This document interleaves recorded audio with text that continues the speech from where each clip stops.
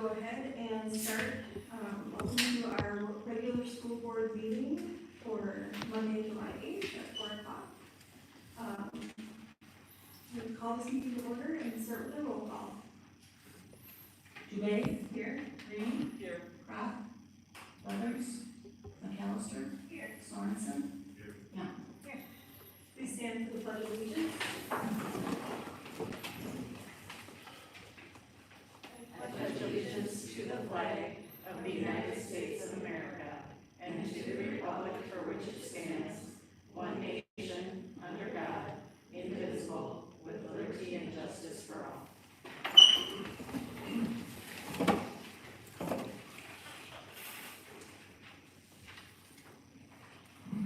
All right, we have an agenda in front of us. We do have an additional agenda item that is going to be added after item number 11, discussing Kathy Green's seat and the next steps for election. So that will be an additional item. Can I get a motion to approve the amended agenda? So moved. Oh. Motion by Kathy, who's got a second? Second by Carol. All those, actually, any discussion on that? All those in favor? Aye. Okay, motion passes. Our first, agenda item is our public hearing for a tax abatement request from Bigelow and Lennon Construction. There's Executive Director of Finance and Operations, Todd Wickenberg. Good afternoon, Chairperson Dubay, Superintendent Dr. Page, and the rest of the board. We're here to discuss this tax abatement. The address is 1800 13th Place Northeast, Austin, Minnesota, 55912. Legal description, Lot 5, Block 1, Nature Ridge 3rd. And the value of this project is $330,000, so $330,000. Any questions, comments, or concerns?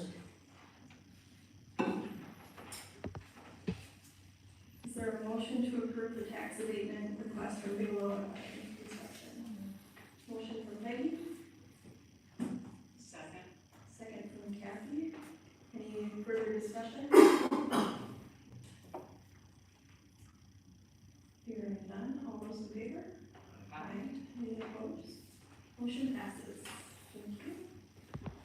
We have a very short consent agenda for today.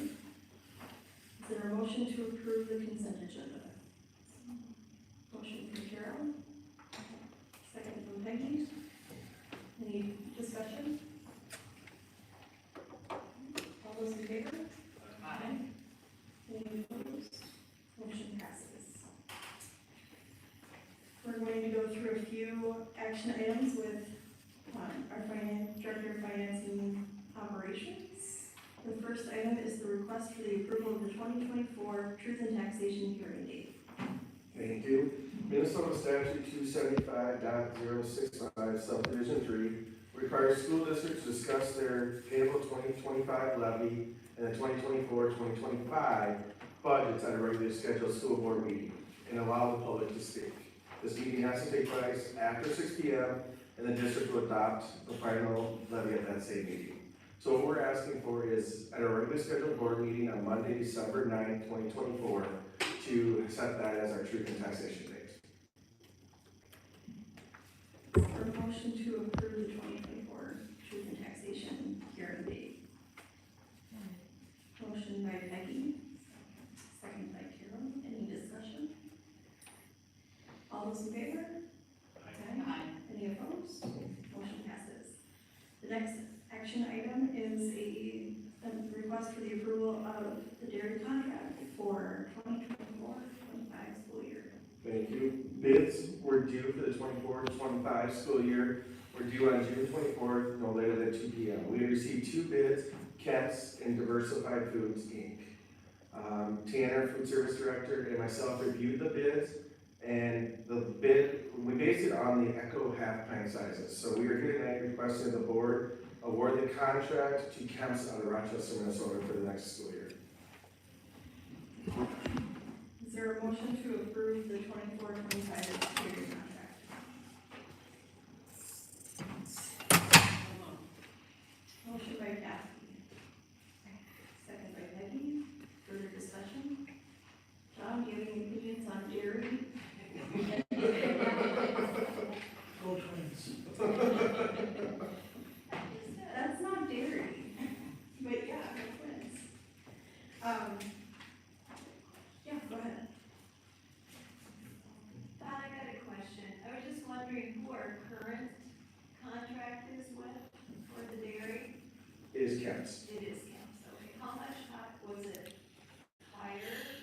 roughly about the same price. Oh, good, okay, thank you. Yeah.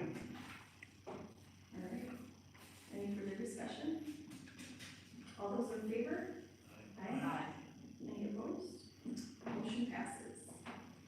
The next action item is our request for the approval of our bakery contract for the 24-25 school year. The same as we did for dairy, bids were due into the district office no later than 2 p.m. on Monday, June 24th. We received one bid from Bimbo Baking Company, formerly Sara Lee. We did receive a bid from Pan Golds. However, that was after the deadline and was not even reviewed at that time. We have communicated back to them that they missed the timeline. So again, Director of Food Service Tanner and myself reviewed it, and we were asking tonight to award the 24-25 school year to Bimbo Baking Company. This will be a change in vendors, as Pan Golds was our current vendor this year. So, Is there a motion to approve the bakery contract for the 24-25 school year? Motion by Becky, second by Don, discussion? Was it significantly higher than what we had last year? no, this one was right in line, and was right in line with what we had last year.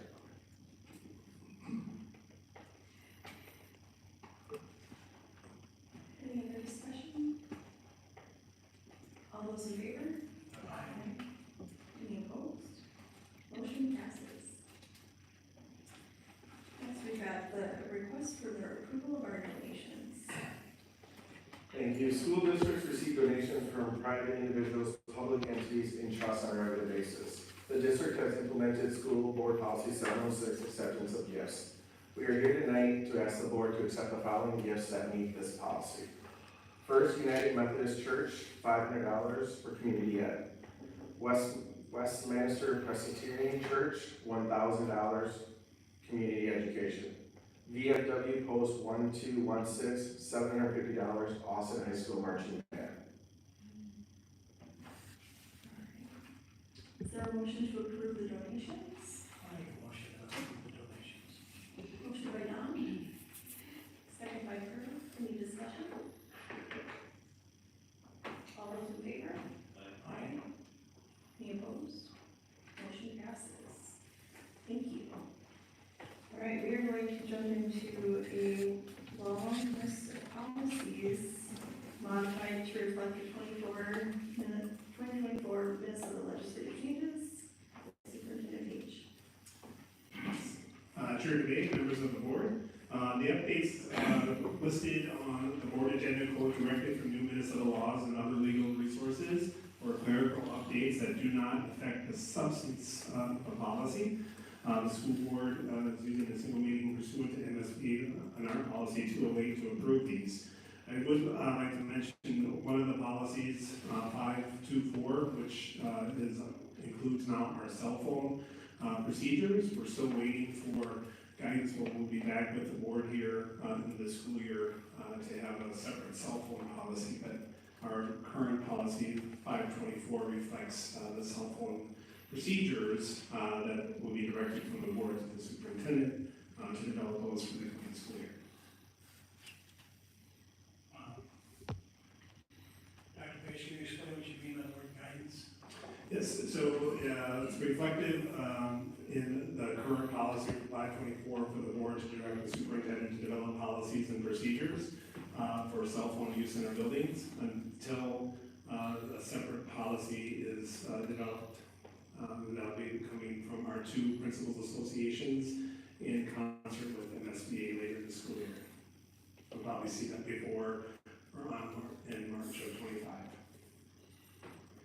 I guess my question on the guidance is, I know you have a secondary, elementary, you might have some teachers, you might have administrators. Since this is really a big deal, would it be possible to have one school board member on that guidance committee? Sure, our plan is to review draft procedures and guidance at the July 22nd study session, and we can report input from there, and then bring those forward by before the start of the school year, so we can communicate. Okay, thank you.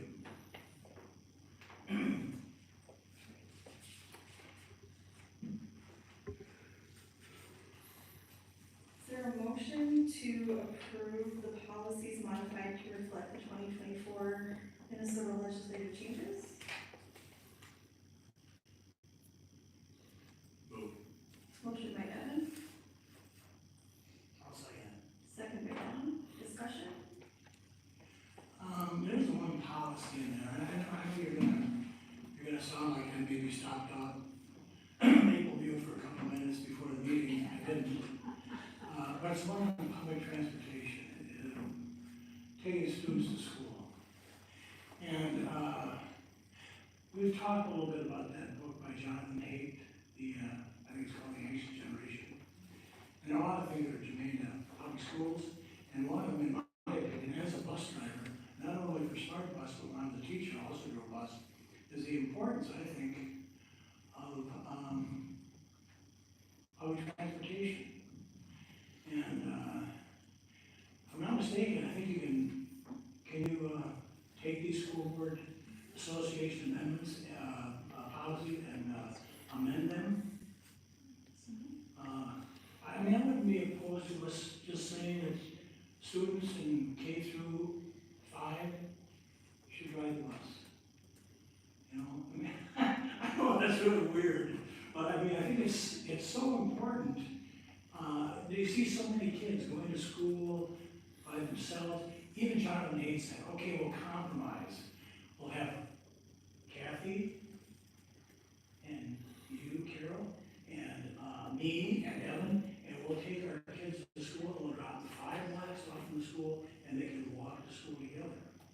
But we're kind of losing that with all these limousines, cars, grandma, mom, whoever it is, driving one child to school, and they're missing out, in my opinion, on the serendipity of being in a public school bus.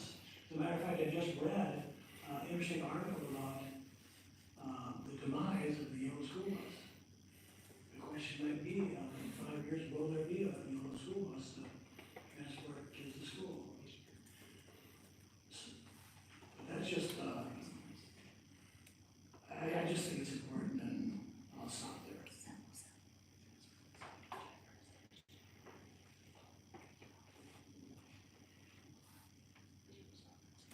Any other conversations? Because I bring up every time we approve these policies, how some of the forms are included in the policy, some are not. I understand MSBA sometimes says, thou shalt include the form with the policy, and anytime the form is changed, they say thou shalt approve the changed form with the policy. I'm still not certain why some forms are included with the policy and others are not, other than the fact that MSBA says you will include the form. Which ones are missing, maybe? Are what? What are we missing? No, there's, as a rule, we don't include forms or procedure with our policies, because when a procedure changes or a form changes, then we have to go back and include the policy, because we included the form or the procedure. And there are several in this group, the form is included, which means every time we change the form, then we have to go back and revise the policy and approve the policy again. I'm assuming that these were all included because MSBA said thou shalt include the form in your policy.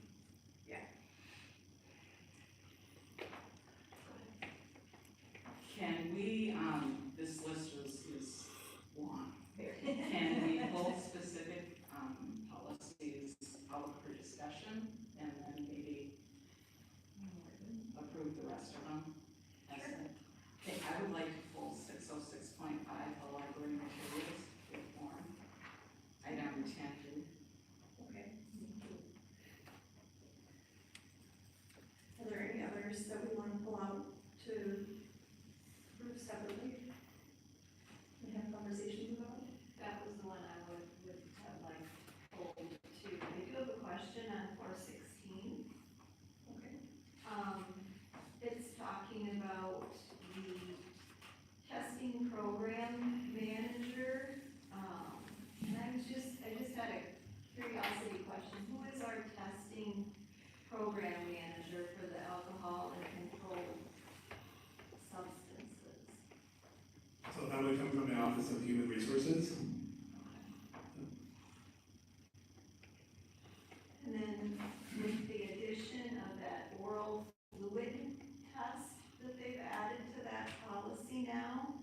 says that is not, doesn't require the services of a testing lab.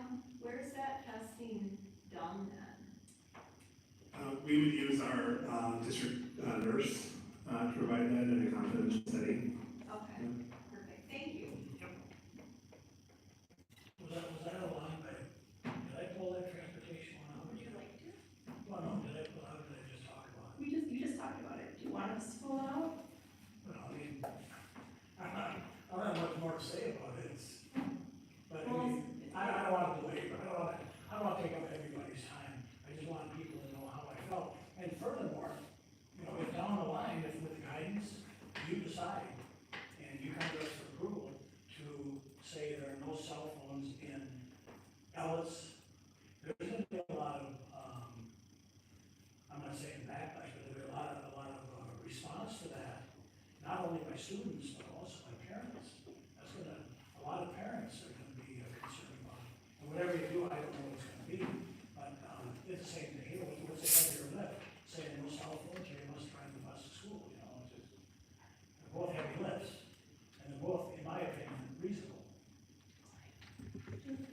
Also, we have no cell phone policy. They do, yes.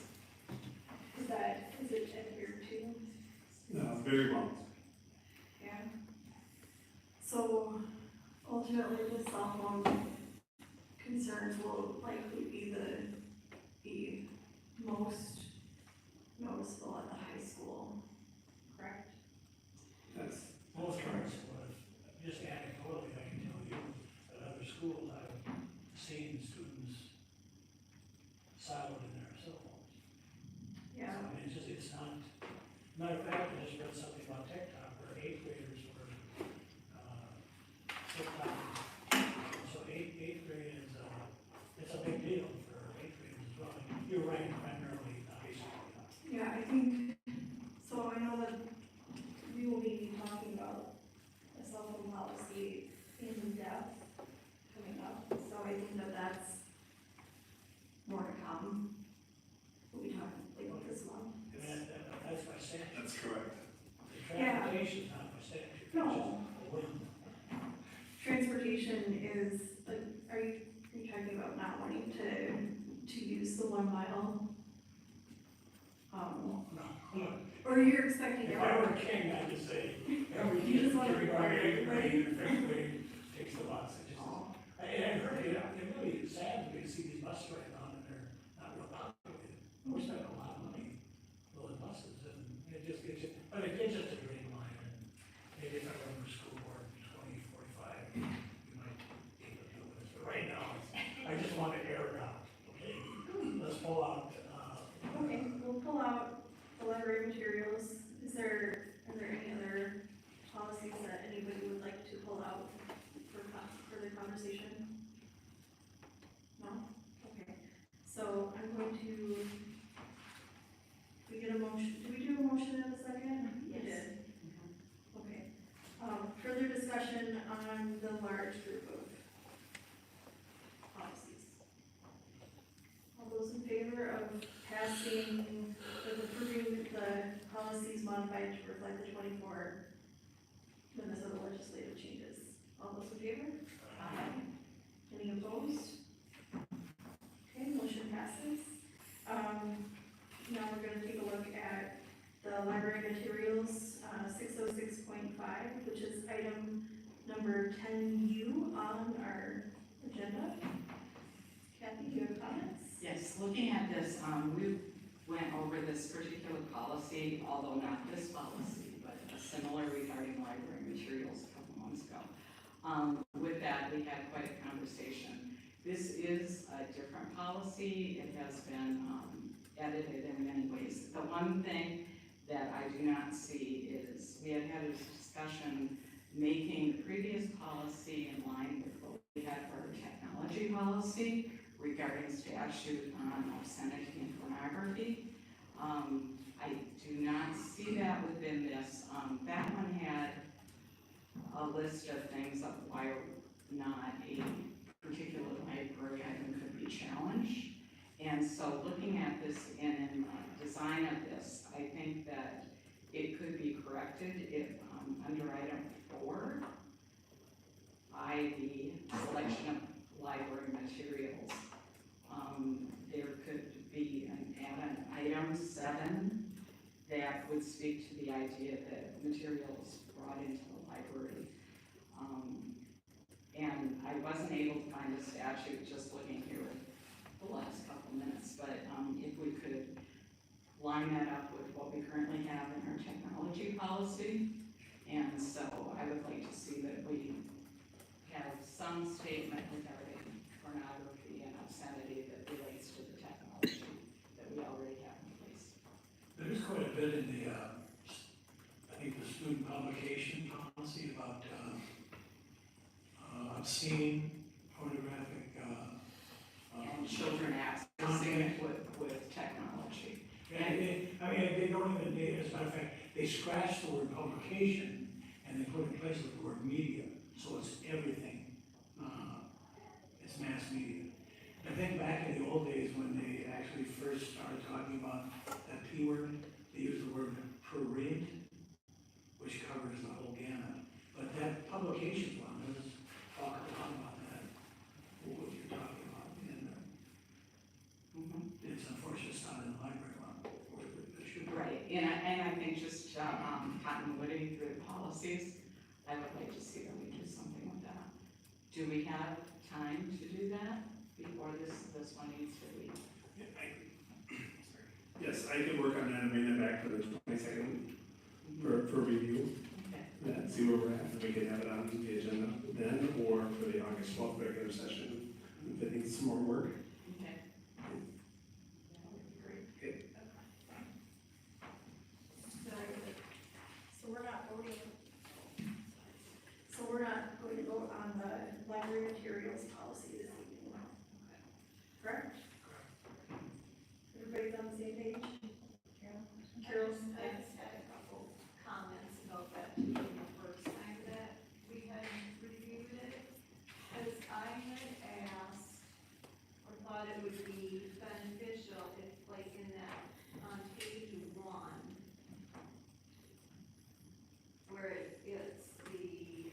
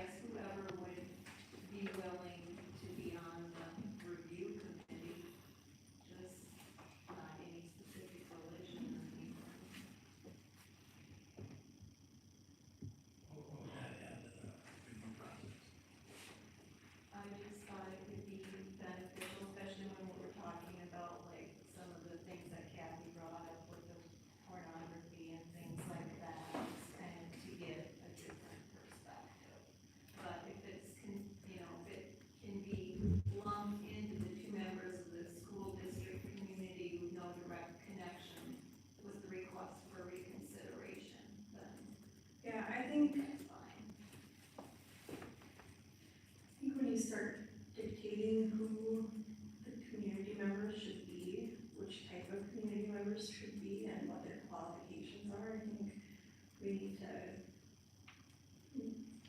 need to make sure we're not limiting ourselves with, potential volunteers.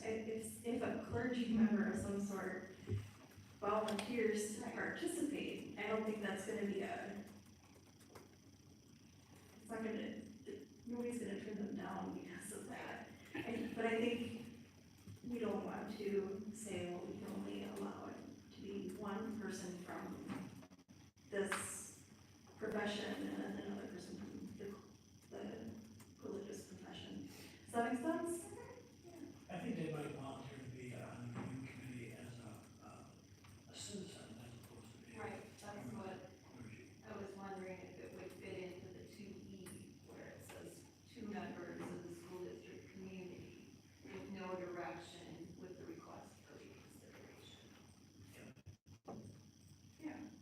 I don't think anybody would be discriminated against because they were clergy. We're not gonna say no, right? Because we welcome every perspective. Okay. I'd like to just say that I like your diligence on this policy, because clearly the board member in Sartell did not read this policy, because he went right into the schools and started taking books right off the shelf. And we're gonna be setting goals here in the next hour or so, and our goals have been pretty lofty, I think. And going in and taking it upon yourself, no longer govern, and start managing in a big way, it kind of goes against what we have tried to do at Owens Park Schools. I'm not denigrating any school system, I'm just saying an individual would do that, it's, the policy. All right, I have to make a very sad apology if I can't find my summary on the superintendent's evaluation, which is our next agenda item. Do you want me to try to read it? Or, I think it's too serious, but. I would think so. Is it okay if we table that for our next meeting? Is that okay? Yeah? That way I'm like scrolling through my stuff and I can't find it, so. Thank you for your grace for me, I appreciate it. Okay. So our final action item is, our additional item that is, what to do about Kathy's seat, ahead of the election. I think I'm gonna ask Joey to speak to the details of what MSBA has shared with us. Yes, thank you, Chair Debate, members of the board. Just some important election information here. If Member Green wishes to keep her resignation effective November 5th, between November 5th and 12/31/24, the board has 2 options. One option is to appoint someone to serve the remaining 2 years of her term, beginning July 1, that was a legislative change. The other is to run a special election in 2025. And here, all election costs would fall to the district, as would not be in conjunction with the general election. In addition, I should point out that we'd have to appoint someone to fill the vacancy until someone newly is elected to the special election, which can only be held at certain points of the year. If Member Green wishes to move her resignation date prior to November 5th, the board can add the 2-year position to the ballot for November 5, 24. There's a couple important notes here. One is the special election notice would have to be published by 7/16/24 to meet our filing deadline, which is July 30th through August 13th.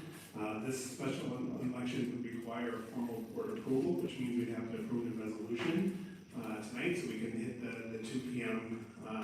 7/9 deadline for our official newspaper, Austin Daily Herald. Would note, MSB does strongly support the board taking advantage of the recent legislative changes and appointing someone to fill the remaining 2 years of Kathy's term. They would recommend that we appoint someone for 2 years? Yes. Really? Now, I can only speak for myself, and, because we're both expiring our terms on December 31st. Thank you for clarifying your terms are expiring. You're not expiring. Well, our terms Terms are expiring. are. Yeah. I expired a long time ago. Okay, our terms are expiring on December 31st, and we're gonna be, those positions are gonna be votable on November 5th, I believe the date is. I just find it curious if Kathy's gonna resign on the 31st, why she wouldn't be on the ballot on November 5th. I find that really hard to understand. This is similar to when Don Fox resigned midterm, so 2 years into his term. He resigned with enough time to give notice for the special, technically it's a special election during the general election.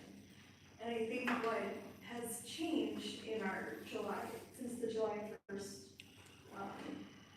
legislative change, normally we would have 100% had to go for the special election, but now there's an option for the board to appoint somebody. So I think that's the conversation that we need to have as a board right now. But there's another option, Kathy could, her resignation could be effective prior to December 31st, so somebody could be on the November 5th ballot. So those are the two options. We only do have two options. We have an option to appoint somebody if her term ends between. I feel like I'm being talked about in third person. Let me finish the two. You are being talked about. We are. Kathy, There's three options. no, there's two Oh, options. there's three. Kathy retires early, we appoint someone, we have a special election. Those are the three. So, Or she rescinds. technically, no, we're looking at two options. The third one is probably not a viable option, having a special election in 2025, we don't wanna do that. But the other two options we have are if Kathy resigns prior to the November 5th election date, then tonight we would have a resolution to hold that special election in November for her seat for the remainder of her term. That's option one. Option two is that she can remain on the board beyond that election date until December 31st as she had planned, and the board would have somebody appointed to take her spot after that. So those are the two options that we need to talk about tonight. So I'll jump in here. I would be willing to put my date to November 1st, which then it would allow at this point announcing, it would allow it to be placed on the ballot for the November election. I think, We said the 16th of July. well, those are the posting dates and all the logistics for getting it on the ballot. That's the deadline. We're working with a deadline here, a statute, if we want to get this position on the general election in November. And so, when I first announced, I wasn't aware of all the posting dates, and I just, thought, well, the end of the first term. But I would be willing to move that date up in order to put it on the general election. I think that it's important that we allow people to know of the opportunity and people that would want to step forward. I know that it's new that they've done different things in order to make boards be able to appoint, but I think in this particular situation, we've got lead time. And so the discussion amongst the board is if they want to place it on the general election. And I'd be willing to make that a possibility if it's the, choice of the So board to go right that now, direction. I see that you and Dr. Page are gonna talk about the board, being on board. Sounds to me like it's July 30th to August 16th, something like that.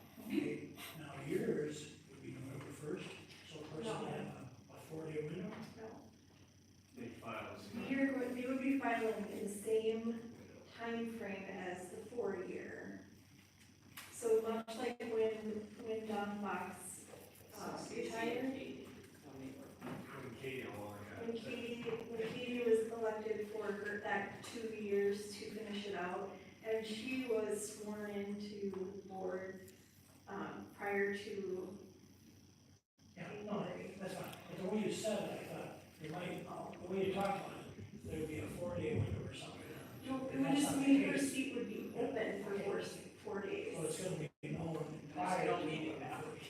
No, there's no meeting in between that. Thank goodness, right? We got this. Yeah, I do anything to avoid, in my opinion, appointing someone to it, because I just like. Okay, any other comments or opinions? I'm genuinely curious as to why MSBA would strongly support an appointment over an election, yeah. Do we know why? I say it's probably through the legislative advocacy process, that they've worked hard to have that change. A lot of people just going up to 2 years for somebody's seat. So that's, I think, they're standing by their work at the legislature, advocating for change, do that. And I think the thing is they've been looking at this for years, and it's not for this kind of situation. This is pretty unique. But there's other situations where it probably would be preferable, particularly if there was the cost involved. Well, and in emergent situations, I imagine. Yeah. Yeah. Right, so I think they really want people to be aware that they don't, if somebody was resigning midterm, and it wasn't like Kathy being very forward-looking and saying, oh, there's an election in a few months, and we can put it on this ballot, you know. If that wasn't the case, and this was coming to us like in January, Or we even would have to, September. or even in September when it was too late to add it to the November election, we'd have to put the bill for a special election after that. And then, that's when you start having the cost involved with that, and that's when it would be a lot more realistic for the board to appoint somebody for the remainder of the term, as opposed to when we have this opportunity for an election, right? What is the cost, $50,000-$60,000? I hope it's not that much. 25? But a lot of So it's just an opportunity to avoid that cost, that new legislation. Well, and then it also is an opportunity to elect somebody rather than Right, that's what I'm for, for electing someone. for the public to elect somebody. So it sounds like we know what we want to do. Does anybody have any other comments? Well, I appreciate your coming forward and offering to do that, Kathy. We've had done a lot of this in the past, and I appreciate your willingness to do that. Yeah, what is the official thing that we have to do then? Oh, here it comes. Just in case. Oh, can I do that? Do I have to read this whole thing? I think Okay. All right. Is there a motion for the resolution calling special election to fill the school board vacancy? Is there a motion for this resolution? Motion by Evan. Second by Peggy. Any further discussion? I'm not too sure what you just said, I don't know. I asked if we wanted to put this special election up to the voters. for my seat. Oh, that's For, what for Kathy Green's on November 5th ballot. November 5th ballot. I should mention that resolution states, as of November 4th. Kathy, if you'd like to change that date, I would have to just update that resolution, so I just need the official date. I will, if you already have the fourth there, that would be great. Man, you guys were really fast.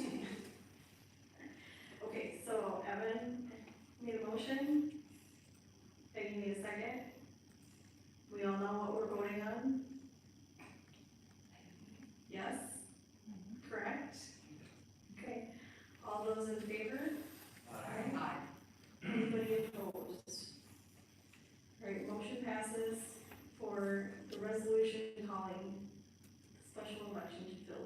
board vacancy. All right, Thank you, Kathy. all right, thank you.